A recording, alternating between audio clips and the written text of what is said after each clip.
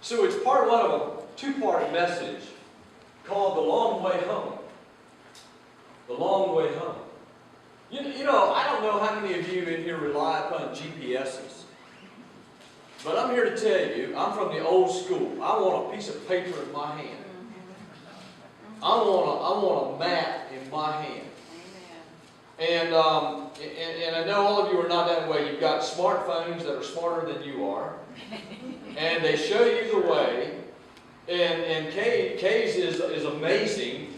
It's better than the GPS I have in the vehicle. It's really a wonderful piece of equipment. But I always tell Kay, I said, make sure you got a map in the car, because sometimes they will take you the long way around. Y'all ever experienced that? And about the second time you go by a building, you start putting it together when you're in a city you've never been into before, and you just say, man, I just went by that building. It's taking you right back by there. It was right there. Why didn't the GPS just say, cross the street? You were at your destination. No, it's taking me all the way around. The long way home. And so all of us in here this morning are on a journey home. And I know as I'm talking about that, the first thing you picture is that, well, he's talking about heaven. He's talking about, you know, where we'll go when we draw our last dying breath, or should Jesus come back again. He's talking about heaven, where there's streets of gold. But maybe not necessarily. Not necessarily. Because when the Bible speaks about home for us, or our destination, where we need to be, it's talking about more about God's place of fulfillment into our lives in this day that we live into, rather than when we die and go to heaven. Now, it does include heaven, the wonderful place that you and I will go to one day. But it's also talking about this day and age, because when God began to tell them that they were going over into the land of Canaan, that was not heaven. You know, we've got a lot of songs that talk about, you know, the land of Canaan and everything. The old hymns and things that we sung. But when God was talking about Canaan, He wasn't talking about heaven. He was talking about a land that they were to possess in this life, not in the life to come. So we have to remember that. And it does speak about the life to come also. You know, it's the promised land. And in our minds, that's what we think about, the promised land. But God's promised land is always about God's destination for you in this life. His place of fulfillment. His place of abundance in this life. His place of establishment for you and I to become established into this life. His place of peace and contentment.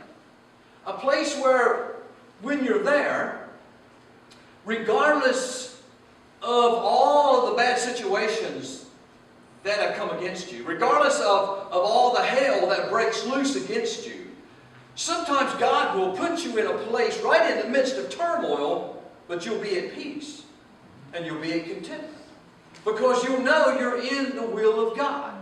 You might not like everything that goes on around you, but you know you're right where God wants you to be. You know, when the Apostle Paul was on his way to see the leaders in Rome, trying to get to Caesar to preach the gospel to him, he went through a lot of hardship, but he was in the midst of God's will the whole time.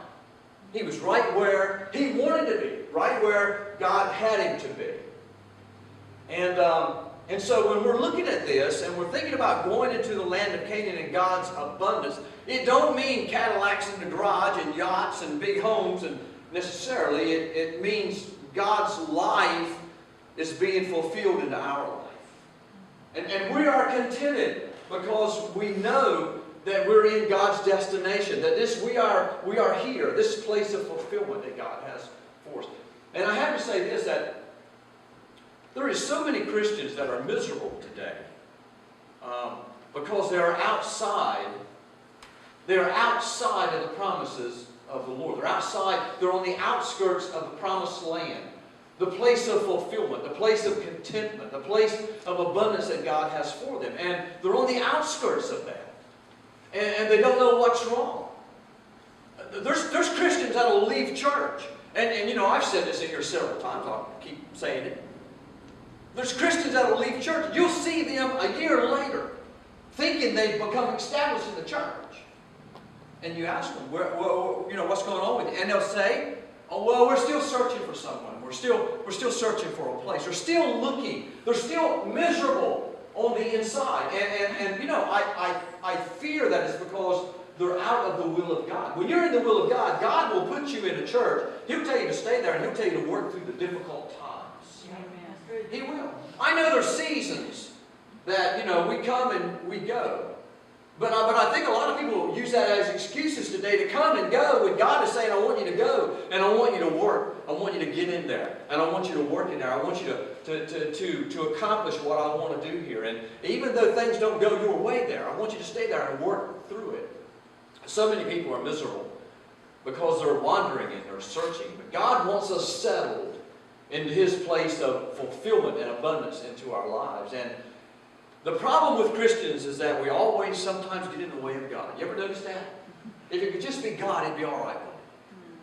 But then when you get the human factor involved into it, and He's got all these people to deal with, and how in the world can God's thoughts be towards us more than the sands of the sea when His people are more than the sands of the sea? You ever thought about that? His people are more than the sands of the sea, and yet His thoughts towards each and every one of them is more than the sands of the sea. That's mind-boggling. I mean, that just blows my mind when I began to think about that. But the problem with His people is that many times we sabotage God's mission for our life, God's place and God's fulfillment for our life. And so I'm going to give you a few points